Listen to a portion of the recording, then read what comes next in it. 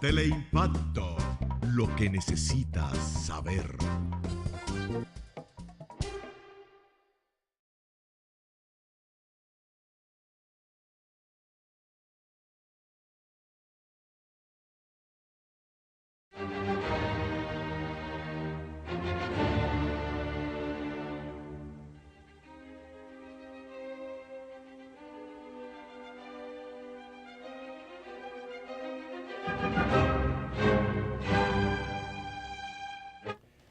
Saludos dominicanos.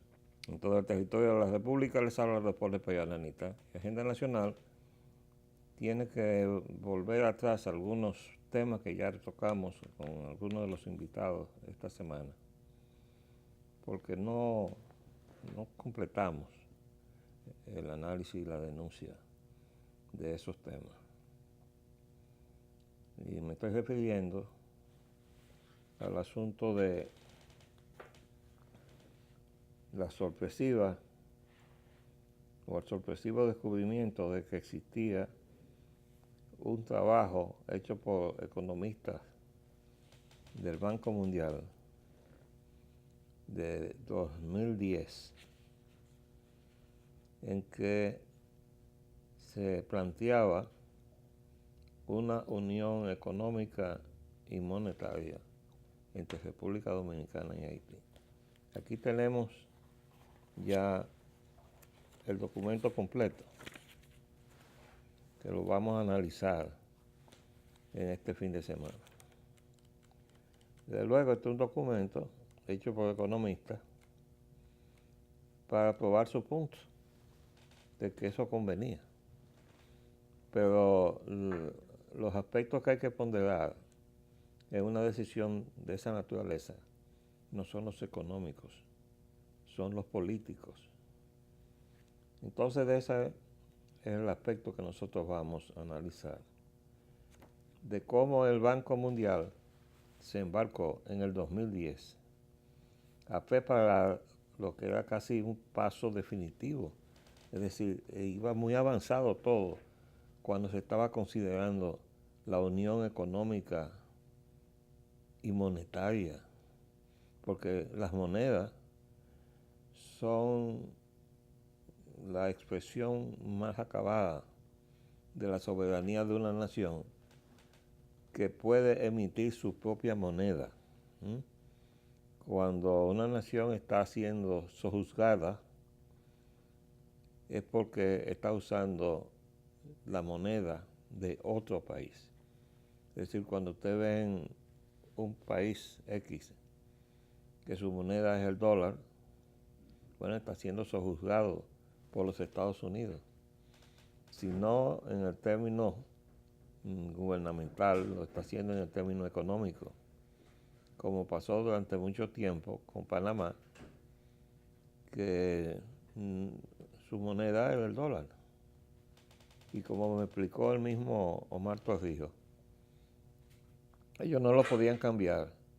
Estamos hablando ya de los años 80 y tantos, porque se le iban a ir todos los bancos que entonces había en Panamá. Y me puso una cifra que eran como 300 o 400 bancos que había. ¿Por qué? Porque era una zona libre económica. O sea, aquello estaba abierto a que se instalaran todos los capitales del mundo. Esa era la economía de Panamá. Bueno, pues resulta que desde el 2010 teníamos planteado la unión económica y monetaria con Haití. Pero ¿qué pasa? Que también eso coincide con este otro estudio. Este es el estudio que yo le he mencionado tantas veces. El informe de Jacques Attali, ese economista internacional que fue contratado para preparar también el camino de la fusión, que es quien plantea aquí las ventajas de un mercado unificado de 21 millones de consumidores. ¿De dónde íbamos a sacar nosotros 21 millones de consumidores. Bueno, pues de la fusión con Haití. Pero qué casualidad, miren la fecha, 2010-2020. Este informe es de la misma fecha del informe o del estudio del Banco Mundial. Ahí está, 2010-2020. ¿Se ve? No se está viendo. Bueno, ahí está, 2010-2020. Yo quería decirle que ya para 1992, cuando Balaguer estaba tomando posesión, bajo conflicto con el gobierno de los Estados Unidos, si no me equivoco, que fue en el 92, que fue el periodo que le cortaron 2 años, porque se opuso a la instalación de 22 campamentos de refugiados haitianos en territorio dominicano, que venían desde San José de las Matas, atravesando todas las cordilleras, desde la central a la cordillera del sur. Todo eso, 22 campamentos de refugiados haitianos. Eso era entregarle la sierra dominicana a los haitianos. Balaguer se opuso y le crearon un problema político, una crisis que desembocó en una constituyente que le quitó 2 años de su mandato. Y por eso en el 96, 2 años menos del periodo que era 92-98, entonces se formó el Frente Patriótico, la conjunción de Bosch y Balaguer para detener la fusión que venía personificada en la candidatura de quien debió llamarse Ogui Pie, pero se llamó José Francisco Peña Gómez, el representante legítimo de los intereses de la plutocracia del norte, porque era miembro del Diálogo Interamericano, era un agente extranjero. Ahora bien, no hizo más que ganar las elecciones el Frente Patriótico con su candidato, que era Leonel Fernández, para que Leonel Fernández, aprovechándose que ya Bosch estaba muy reducido en su capacidad de raciocinio y Balaguer estaba muy enfermo, bueno, pues se inscribió en Diálogo Interamericano, igual que José Francisco Peña Gómez. Y también lo siguió en esa dirección una dama dominicana, representante de los intereses económicos del país, doña Elena Villella de Paliza.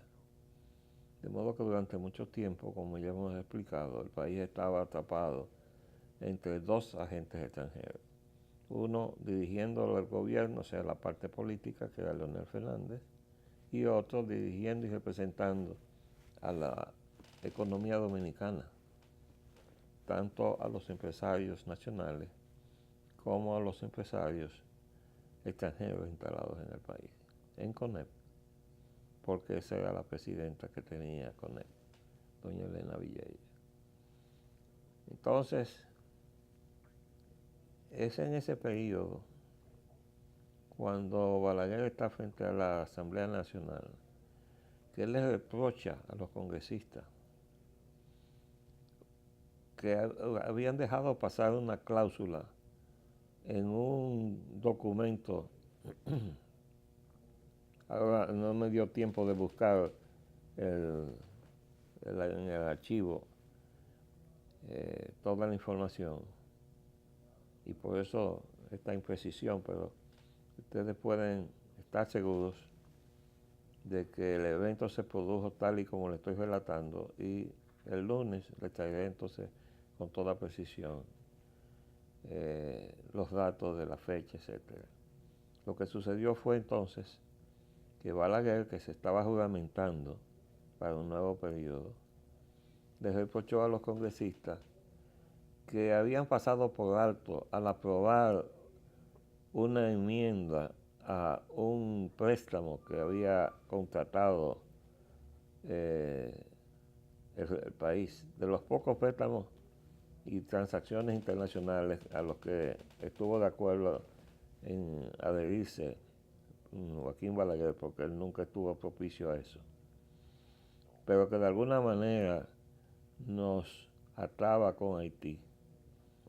Y la cláusula que les reprochaba a Balaguer haber omitido o no haberse percatado era que decía que las condiciones de obligaciones de las partes no cambiarían aun cuando el país fuera objeto de una fusión. O sea que ese documento estaba contemplando la posibilidad de que el país fuera una fusión con Haití. Y eso eran los organismos internacionales.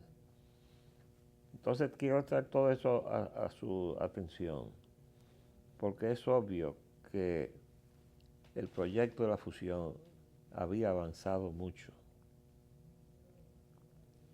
Y hemos estado descubriendo, esto se acaba de descubrir este documento de la Unión, del Banco Mundial. Y hay que tener mucho cuidado porque ahora resulta que el Banco Mundial está ofreciendo dinero. Aquí dice, en primera plana, el periódico Hoy, Banco Mundial prestará 150 millones de dólares para enfrentar los daños del huracán.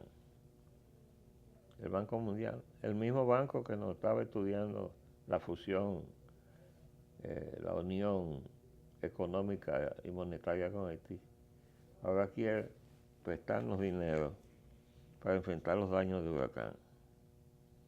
Dice aquí, el préstamo está centrado en una serie de reformas destinadas a fortalecer la capacidad del gobierno en gestión del riesgo. Vaya usted a saber qué quieren decir esa palabrita fina, ¿no?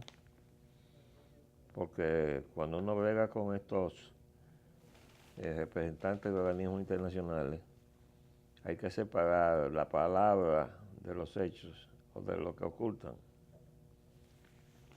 Pero sobre todo porque nos preocupa la forma,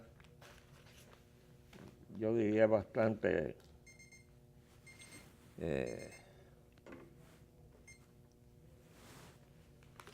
improvisada y irresponsable con que se está manejando el presupuesto de la nación. Aquí está lo que hace unos días se anunció, 814.000 millones en el presupuesto de la nación. Y dice, como quien no dice nada, que eso tiene un aumento sobre el presupuesto anterior de 64.479 millones. O sea que los miles de millones se están manejando en este país como quien habla de centavos. Pues yo le quiero decir lo siguiente. No hay manera de saber lo que va a costar reconstruir el país después de los dos huracanes que nos pasaron por encima, sino con la fuerza de sus vientos huracanados, con la enorme cantidad de agua que nos dejaron. Y le quiero entonces decir al gobierno, este gobierno improvisador e incompetente,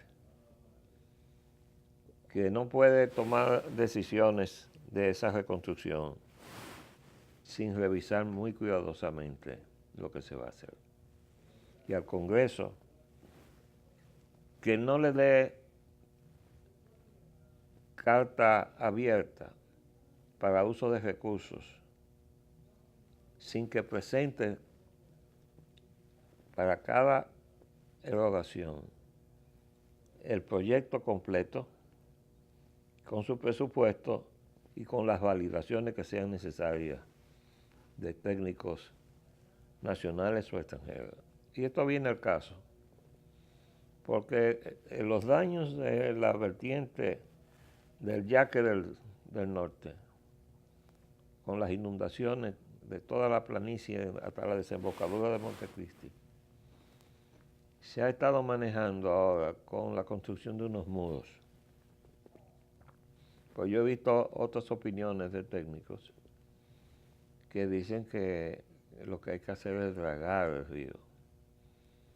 Que el río se ha ido sedimentando de tal manera que cuando le llega una cantidad de agua, sea que se descargue la presa de Tavera, o que llueva y pues no se pueda controlar entonces el agua que caiga del cielo y se inunde todo, es porque la capacidad del río de descargar hacia el mar se ha ido perdiendo con la sedimentación del río. Y eso no es más que el resultado del desmonte de nuestros bosques, que ha ido creando la erosión de las laderas de las montañas. ¿Que a dónde creen ustedes que va todo ese material, que es la capa vegetal? Por cierto, ¿dónde está la capacidad de reproducir lo que se siembra? Eso se está perdiendo porque las aguas se lo llevan al mar. Pero buena parte de ese material se va sedimentando en el caso de Yaque del Norte. Y al sedimentar el río, entonces el agua cuando le llega, en lugar de irse por el cauce del río, se explaya a ambos lados y anega todas las... Eso es una gran planicie donde lo único que tenía pendiente era el río. Entonces el gobierno, y tenemos que comenzar por decir, tenemos un ministro de Obras Públicas que no es un profesional de la ingeniería. Él lo ha hecho muy bien para ser un perfecto desconocido y desconocedor de las disciplinas de la ingeniería. ¿Por qué? Bueno, pues porque de ahí en adelante él no tiene cómo exigirle al personal que él tiene, cuando él no tiene la capacidad técnica para tener un juicio técnico sobre las cosas. Entonces está dependiendo del juicio técnico de otros. Pero que no sea como el caso del Stanley y la Punta Catalina, que tiene uno que fumarse una propaganda costosísima en la televisión, donde todo se quiere fundamentar, porque está avalado por la prestigiosa firma norteamericana Stanley Consultants. La Stanley Consultants ha avalado un desastre que se está viendo y se está evidenciando por cada paso que se da.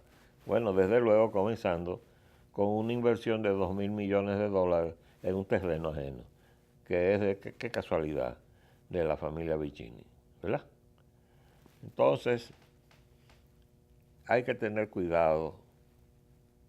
Estamos hablando de muchas pérdidas y de enormes cantidades de dinero. Por ejemplo, los arroceros dicen que han perdido $1.000 millones de pesos. 1.000 millones. Creo que son pesos. Pero así está todo. Entonces, yo le diría lo siguiente.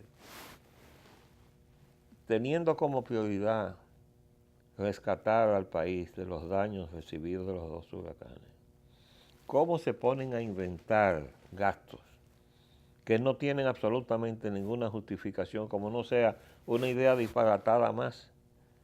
Como por ejemplo, de que la ciudad de la mujer. Bueno, eso será algo que va a cortejar al voto femenino, ¿no? Y es porque el presidente está en campaña de reelección. Pero definitivamente no puede justificar que se use un solo centavo en ese proyecto que no tiene absolutamente ninguna otra justificación hasta que no se resuelva la situación de emergencia que hay en toda la extensión del territorio nacional. Lo mismo pasa con el proyecto de Domingo Sabio. ¿Cuál es la urgencia de hacer eso? Los asentados están ahí hace mucho tiempo. Lo que debían haber hecho con ellos, en todo caso, es una encuesta y un programa para ver cómo se reasientan en sus lugares de origen, de donde salieron despavoridos del abandono que los han tenido los gobiernos dominicanos. Pero ese proyecto Domingo Sabio tiene que ser suspendido. Y todo lo que sea absolutamente nuevo no tiene ninguna justificación mientras no se recupere la nación y todos los perjudicados y damnificados de estos dos desastres de la naturaleza y de la imprevisión con que se ha gobernado esta nación. Porque si había damnificados, inundados, es porque se le había permitido construir donde no se le debió haber permitido construir. ¿Y dónde estaban los gobiernos? Ah, bueno, muy bien, construyendo una nueva barquita y pensando construir una nueva Domingo Sabio, ¿verdad? Entonces, por eso tenemos todos los daños que hemos tenido desde el punto de vista de las habitaciones, o sea, las casas, las viviendas, en todos los barrios y hasta comunidades enteras que están inundadas y fueron inundadas. Entonces, quería hacer esta advertencia y pienso hacer todo el esfuerzo para localizar congresistas que estén dispuestos, de estos que los hay, porque no todos son desaprensivos como constituyen la mayoría de los políticos dominicanos, para que tratar de formar un criterio que pueda tener la fuerza suficiente para detener estos disparates y poder garantizar que los fondos de la nación se utilicen con un criterio de las prioridades convenientes al interés nacional y además con inteligencia, ¿no? Y capacidad. Y otro punto que yo quería también decir es que no hay manera de justificar que se siga usando fondos del presupuesto de la nación para seguir subsidiando a los partidos políticos y a los vagos que se crean con cada uno de esos partiditos parásitos que viven pegados de los partidos grandes. Eso hay que suspenderlo. Yo no sé si eso va a tomar una modificación a la Constitución, pero definitivamente no tiene ninguna forma de justificarse. Porque lo que pudo ser necesario cuando nacía la democracia dominicana no puede ser en ninguna manera justificado en el 2017. Y la última ponderación que quería hacer era que no es posible mantener el 4% del presupuesto de educación, donde se ha hecho el desbarate económico más insólito hasta que llegó Odebrecht. Entonces eso hay que someterlo a un escrutinio técnico y presupuestario estricto. Cada centavo que se mueve en lo adelante y cada metro cuadrado de solar que se compre, porque ahí ha habido de todo, ¿no? Y debía haber muchos presos. Entonces, yo pregunto, ¿por qué no se cumple la ley del 5% del presupuesto de la Universidad Autónoma de Santo Domingo?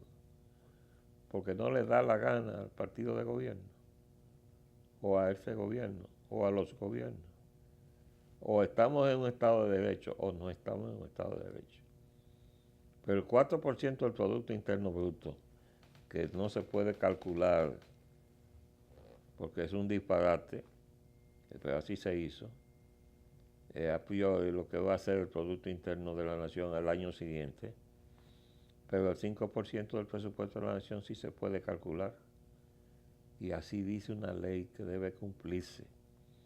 Y esos son los recursos con los cuales se le da educación a la gente más pobre del país, a nivel universitario, que ahora debería dar, desde luego, un giro con más énfasis a las carreras técnicas para servir al desarrollo de la nación. Pero vamos a seguir sobre estos temas y Dios mediante, el lunes nos vemos otra vez en otro programa de Agenda Nacional. Les habló Leopoldo Espaillat Lanita. Hasta luego.